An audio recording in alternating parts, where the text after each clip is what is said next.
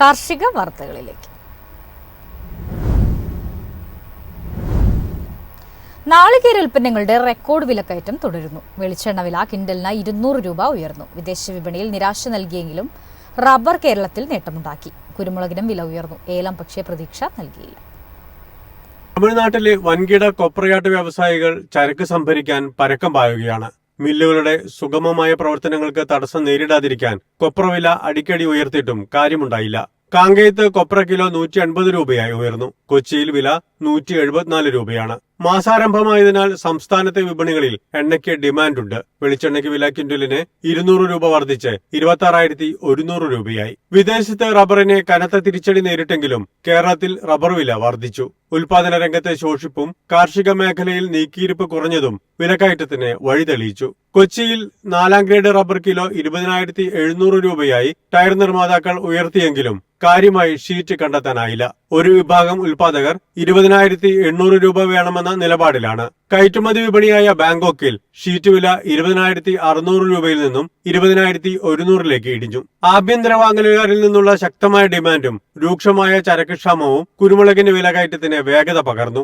കുരുമുളക് വില ഒറ്റയടിക്ക് ക്വിന്റലിന് 900 രൂപ വർദ്ധിച്ചു. അൺഗാർബിൾഡ് കുരുമുളക് 69,900 രൂപയായി. ഉൽപാദന മേഖലയിൽ നടന്ന ഏലക്ക ലേലത്തിൽ 60,156 കിലോ ഏലക്ക വിൽപ്പനയ്ക്കെത്തിയതിൽ 59,498 കിലോയും ഇടപാടുകാർ ശേഖരിച്ചു. ഉത്സവ ദിനങ്ങൾ മുന്നിൽ കണ്ട് ഏലക്ക വാരിക്കൂട്ടാൻ ആഭ്യന്തര ഇടപാടുകാരും കയറ്റുമതിക്കാരും മത്സരിച്ചെങ്കിലും വിലയിൽ കാര്യമായ ഉണർവില്ല. ശരാശരി ഇനങ്ങൾ കിലോ 2,794 രൂപയിലും മികച്ച ഇനങ്ങൾ കിലോ 3,260 രൂപയിലും കൈമാറി. News desk MyFin TV. American കാർഷിക ഉൽപ്പന്നങ്ങൾക്ക് ഇന്ത്യ 100% ചുങ്കം ഈടാക്കുന്നതായി വൈറ്റ് ഹൌസ്. ഡൊണാൾഡ് ട്രംപിന്റെ നിർദ്ദിഷ്ട പരസ്പര താരിഫുകൾ പ്രാബല്യത്തിൽ വരാൻ ഒരു ദിവസം അവശേഷിക്കുകയാണ് ഈ പ്രസ്താവന.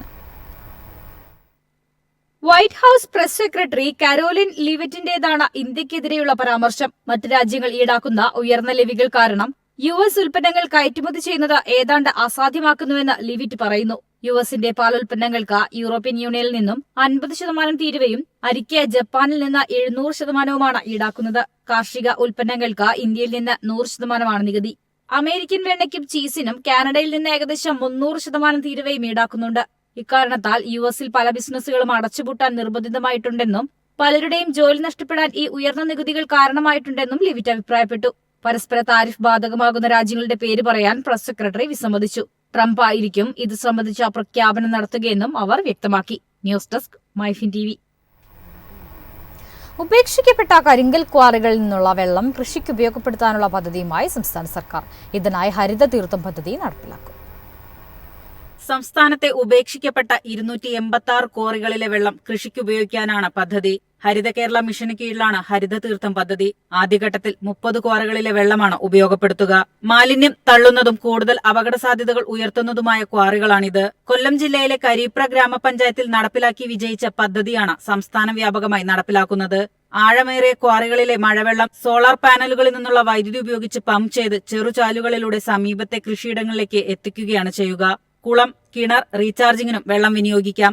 ഒട്ടേറെ തരിശു നിലങ്ങളിൽ കൃഷി ഇറക്കുന്നതിനൊപ്പം നെൽകൃഷിക്കും ഫലപ്രദമാകും. News desk MyFin TV.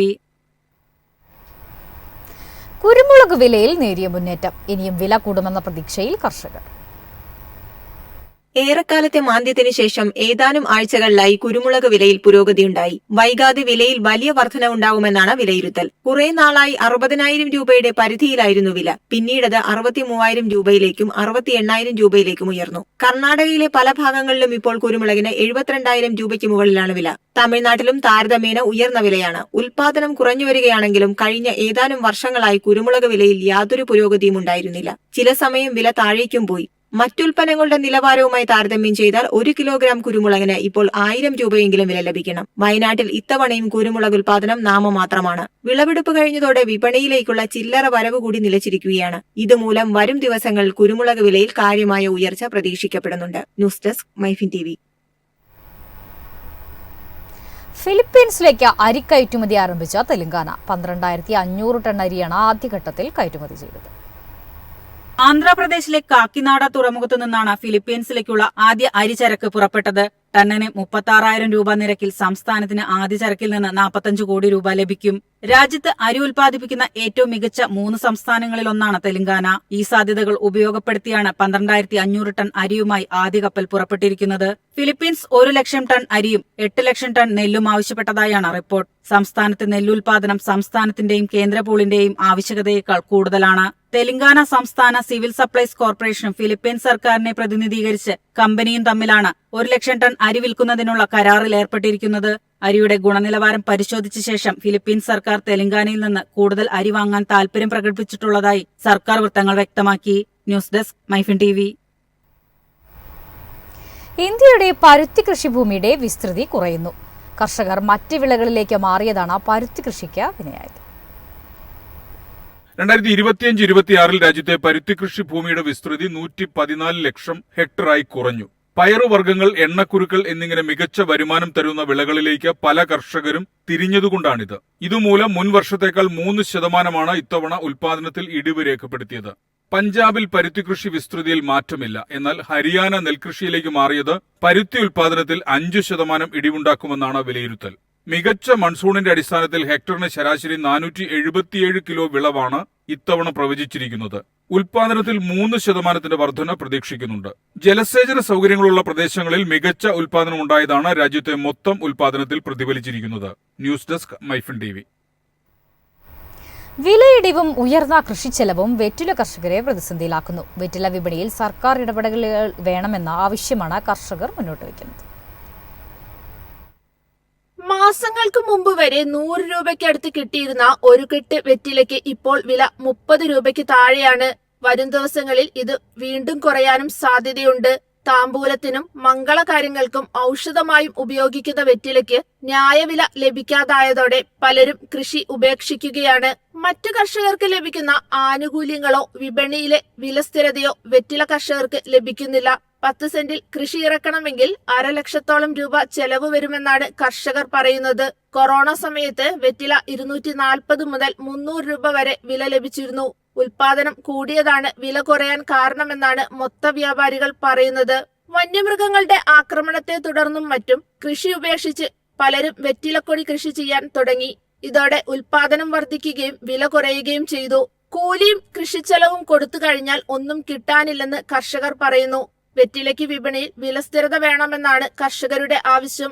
ഇതിന് മറ്റു വിപണികളെ പോലെ സർക്കാർ നിയന്ത്രണം ഉണ്ടാകണമെന്നാണ് കർഷകരുടെ പക്ഷം. News desk MyFin TV. കീടാക്രമണ മുന്നറിയിപ്പിന് നിർമ്മിത ബുദ്ധി ഉപയോഗിക്കുമെന്ന പ്രഖ്യാപനവുമായി കാർഷിക സർവകലാശാല ബജറ്റ്. സർവകലാശാല വീഞ്ഞുൽപാദന കേന്ദ്രത്തിൽ നിന്നുള്ള നിള വൈൻ അടുത്ത വർഷം വിപണിയിലിറങ്ങും. കാർഷിക മേഖലയിൽ പുത്തൻ സങ്കേതങ്ങൾ നടപ്പാക്കാൻ ലക്ഷ്യമിട്ടുള്ളതാണ് കാർഷിക സർവകലാശാലയുടെ ബജറ്റ്. ഗവേഷണ രംഗത്ത് നിർമ്മിത ബുദ്ധി ഉപയോഗിച്ചുള്ള കീടാക്രമണ മുന്നറിയിപ്പ് സംവിധാനം വികസിപ്പിക്കുന്നതിനും സാങ്കേതിക വിദ്യകളുടെ സാമൂഹിക പാരിസ്ഥിതിക ആഘാത പഠനം നടത്തുന്നതിനും ബജറ്റിൽ ഊന്നൽ നൽകി.